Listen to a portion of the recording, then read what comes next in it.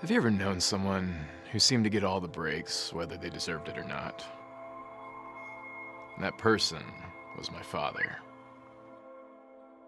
Have you ever known someone who seemed to get all the bad breaks, whether they deserved it or not? That person was me.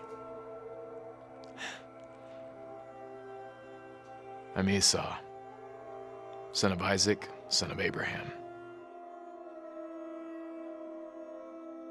Isaac is the second son of Abraham, and it is through him that the Jewish or Hebrew nation will be founded. And then it will be passed down generation by generation through the people whom God chooses. What do you know about the things my father did? Isaac had 2 sons, Jacob and me. Other than that, what do you know? If you're a good Bible student, you probably know 2 stories, both of which do not show my father in a good light. And before I tell you those stories, let me tell you about how my father and mother became husband and wife. My grandfather was Abraham. In his old age, he learned that his brother, who'd stayed back in Chaldea, had many sons and daughters. Now, as Abraham aged, he obsessed over the likelihood that his son Isaac would probably marry a local Canaanite girl. Abraham made his senior servant swear that he would make sure that Isaac married someone from Chaldea and from his family. He made the servant swear that he would not take Isaac back to Chaldea, but would personally go and bring back a woman for him. The servant took 10 camels loaded with valuable presents and went back to Abraham's country of origin. Now, as the servant reached the town named after Abraham's brother, he had the camels kneel near the city well. Near evening, it was time for the women to draw water from the well. The servant prayed to God to be kind to his master by providing a wife for Isaac. He specifically prayed for a woman who would offer to give him water, and water his camels too.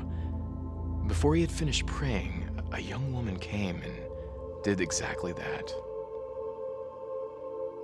The woman was beautiful. The servant put a gold ring in her nose and put 2 gold bracelets on her arm. Turns out she was the perfect candidate. Her name was Rebecca, and she was the daughter of Abraham's brother.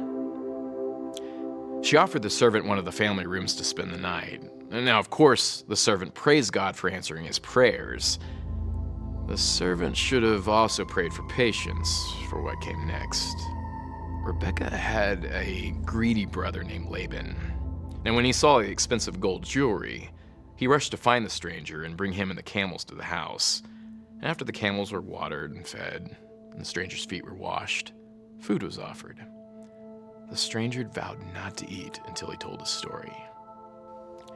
"I am the servant of Abraham, your relative," he said. Then repeated the whole story from start to finish, not leaving out any detail. He hoped he would get a good reception by making it clear that Abraham was rich. Very rich. Obviously, the servant had not learned to negotiate well. At the end of his story, the servant asked if Rebecca was the right woman for Isaac. And the smarmy Laban answered that the situation must be from the Lord, for the servant to take Rebecca back to Isaac for his wife. And the servant was overjoyed. He showered presents on Rebecca, her brother and mother, and they all had a big party. And the next morning, the servant was anxious to be on his way with Rebecca.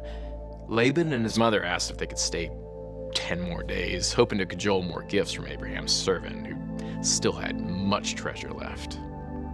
And when the servant protested, they took the problem to Rebecca, who agreed that they should go without delay. So they blessed Rebecca and sent them on their way. You can be sure that Laban regretted his inability to get more gifts. On return to Abraham, the servant met Isaac on the way. He told Isaac everything that happened, and Isaac took Rebecca as his wife.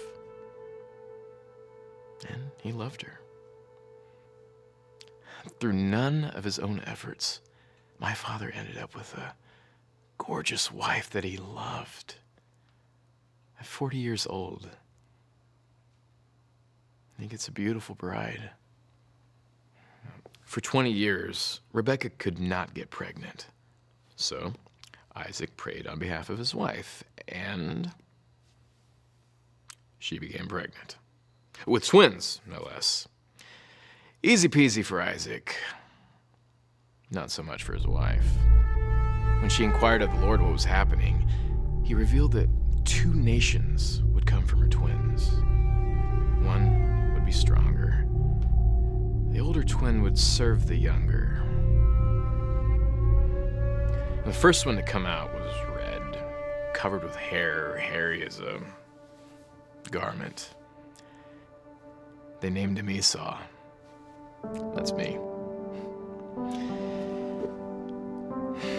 I was destined to be ruled over by my brother, even though I didn't deserve it. My twin was holding onto my heel as I was born, so they named him Jacob, which means heel grabber. Destined to rule over me, even though he didn't deserve it. I grew up to be a skilled hunter. My father, who loved wild game, loved me. Jacob was content to stay in the tents, and our mother loved him. One day, I came in famished from a long hunt. I told Jacob to give me some stew before I died of hunger. He required me to give him my birthright for the stew. Thinking I would die and then my birthright would be worthless, I traded my birthright for the stew. And it was good stew. Decent anyways. In hindsight, I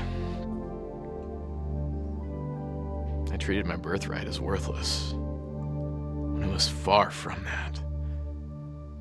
The firstborn had the right to take over the authority over the entire family and to receive double the portion of the inheritance.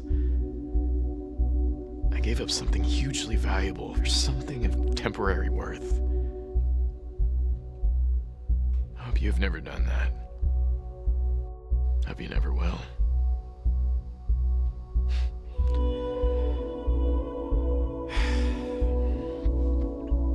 Now, for the 2 stories that tell about the only 2 things my father did that are in the Bible. Now, there was another severe famine in our land. The Lord instructed Isaac to stay in Canaan and not go to Egypt as Abraham had done. Isaac went to Abimelech, king of the Philistines in Gerar. Now, like his father in Egypt, Isaac feared for his life because his wife was so beautiful. Like his father, he pretended his wife was his sister. Like his father, the king found out and was royally upset. Like his father, the king put Isaac in a position to be fabulously wealthy. He became so wealthy that the Philistines required him to move away, and then they made a treaty with him because he had become so powerful. Even though he had behaved dishonestly, Isaac had become fabulously wealthy. He came out smelling like a rose, I believe is the saying. Now, the second story. It is a sad story, at least to me. My father was very old and nearly blind. He asked me to go kill some wild game, prepare him his favorite food, and receive my blessing from him before he died. We loved each other, and I couldn't wait to do what he had asked. Unfortunately, my mother overheard our conversation. She conspired with my brother to take my blessing and have it bestowed on him. They killed a goat, seasoned it to taste like wild game. She had Jacob put on some of my clothes so that he would smell like me. She even put goat skin on his arms and his neck so he would feel hairy like me. Jacob just did what she said. When he went to my father, my My father was suspicious. Jacob lied that God had given him favor to find wild game quickly. My father recognized the voice as not being mine, but he filled his arms and was deceived. At last, he just flat out asked, "Are you really my son, Esau?" And Jacob, the lying rat, just said, "I am." Jacob fed him the fake game and brought him wine. When my father smelled my clothes, he was convinced.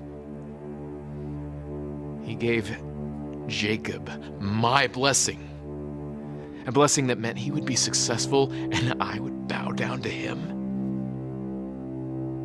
Jacob barely left the tent before I returned, game in hand. My father began to tremble violently, deceived. I broke down, wept bitterly. It was the second time Jacob has stolen from me my birthright, and now my blessing. I begged for my father's blessing. I begged for it. There's not much left for me. Jacob had taken it all. My father could only bless me that at some point I would throw off the yoke of serving my brother. That day, I swore I would kill my brother when my father died.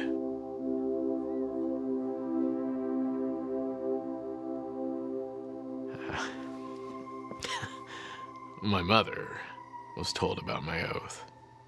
She sent Jacob far, far away. Despite her, I married several Hittite and Canaanite women. She hated Hittites and Canaanites. She desperately wanted her sons to marry from her own clan. Well, at least she wanted her favorite son to do that. So, that's it. That's about all the Bible has to say about Isaac. A fairly inconspicuous life compared to his father, Abraham, or his two sons. He died at 180 years. He was buried with his family. And that's about all it says about me. I loved my father, and he loved me. But I was always the one who could never catch a break.